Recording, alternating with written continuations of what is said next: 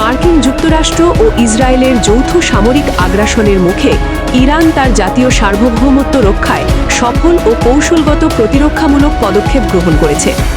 শনিবার ভোরে ইরানের ভূখণ্ডে পরিচালিত এই হামলার জবাবে ইরানের বিপ্লবী বাহিনী IRGC অত্যন্ত দক্ষতা ও পেশাদারিত্বের সাথে পাল্টা ব্যবস্থা গ্রহণ করে, যা আন্তর্জাতিক বিশ্লেষকদের কাছেও প্রশংসা কুড়িয়েছে।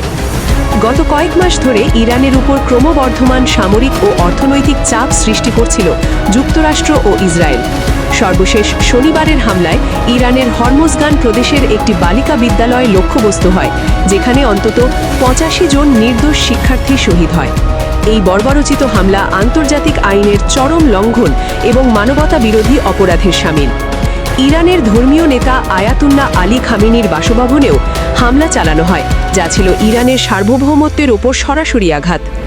এই আগ্রাসনের জবাবে ইরান অত্যন্ত সীমিত ও কৌশলগত পাল্টা পদক্ষেপ গ্রহণ করে। ইরানের হামলার লক্ষ্যবস্তু ছিল শুধুমাত্র সেই সব সামরিক ঘাঁটি যেখান থেকে ইরানের ওপর হামলা পরিচালিত হয়েছিল।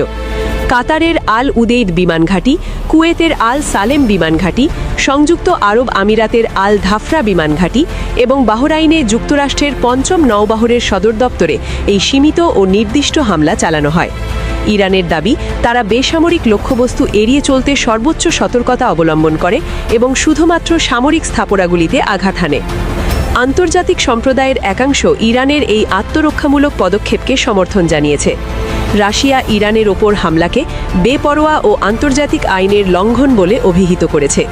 চীন ইরানের জাতীয় সার্বভৌমত্ব ও আঞ্চলিক অখণ্ডতার প্রতি পূর্ণ সম্মান প্রদর্শনের আহ্বান জানিয়ে উদ্বেগ প্রকাশ করেছে।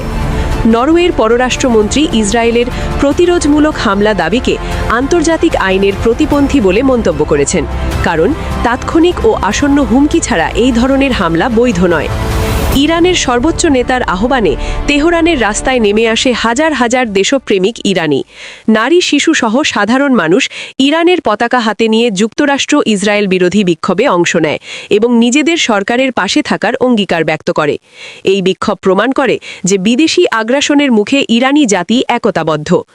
ইরানের পররাষ্ট্র মন্ত্রণালয়ের মুখপাত্র এক বিবৃতিতে বলেন, ইরান কখনোই আগ্রাসনের সূচনা করেনি, তবে নিজের ভূখণ্ড ও জনগণকে রক্ষা করতে যে কোনো ধরনের আক্রমণের জবাব দেওয়ার পূর্ণ অধিকার রাখে।